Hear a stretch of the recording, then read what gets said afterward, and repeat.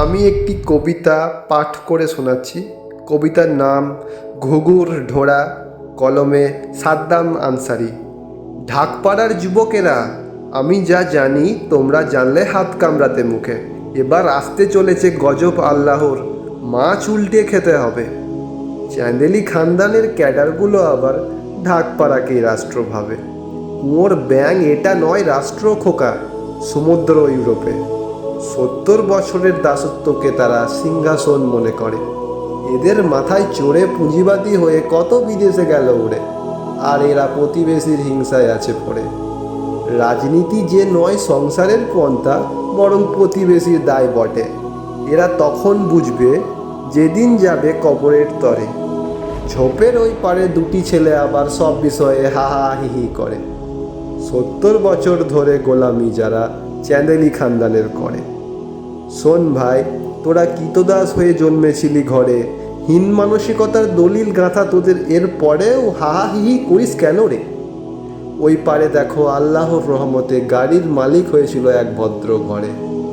জুয়া, লটারি আর ফুজুল খরচে আল্লাহ করেছে তাকে তরে, তাই আর চামচাগিরিও করে।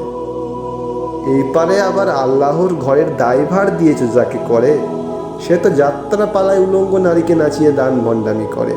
এতে গর্বও যে করে, নাউজুবিল্লাহ। মাঝে আছে নীরব দশ, খাই দায় গান গায়, অন্যায় হোক বা ভালো মন্দ মোদের কি আসে যায়।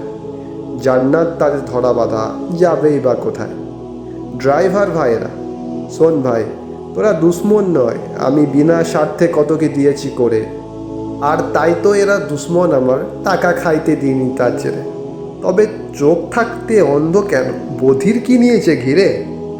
আমি তো পাড়ার মঙ্গলের জন্য ইতেকাব করেছি আল্লাহর ঘরে। বার করলো ওই 5 জন যারা মসজিদেও রাজনীতি করে। দায়ী তো সকল তারাও হবে যারা চুপচাপ ছিল ঘরে। দেখবে তোমরা আল্লাহর গজব নয়কো কিন্তু দূরে। মুসলিম তো নয়কো আমরা, নামটি আছে জুড়ে। তাই 60 বছর ডাকাতি করে 61তে নবী খুঁজি মসজিদের লোকের কলার ধরে।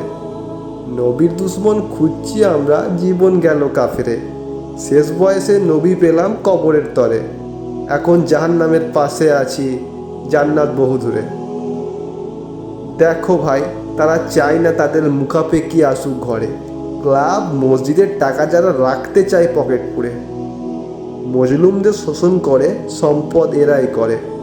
আবার বাকরুদ্ধ গোলামদের ভাষণ শুনিয়ে অভ্যাস রয়েছে যাদের চিরতরে।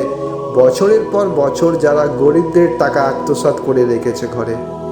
ঘুঘুর ঢোড়া বিষ আনেনি তারা, আর তাই তো আমার ভয় করে। তোরা ভাই এদের চোখ বন্ধ করে বিশ্বাস করিস কোন ভরে? বাঁচতে হলে অধিকারের লড়াই লড়তে হবে ভাই। সত্য পথের ঝান্ডাবাই ছাড়া পরিত্রাণ নাই। ওরা শুধু সুশিক্ষিতদের বাকরুদ্ধ করতে চায়। বাকরুদ্ধ তো তারাই হয় যাদের আল্লাহই করে। আমার বই আর বয়ান তো ভাই আল্লাহর রহমতে সারা বাংলায় পড়ে। ধন্যবাদ সকলকে।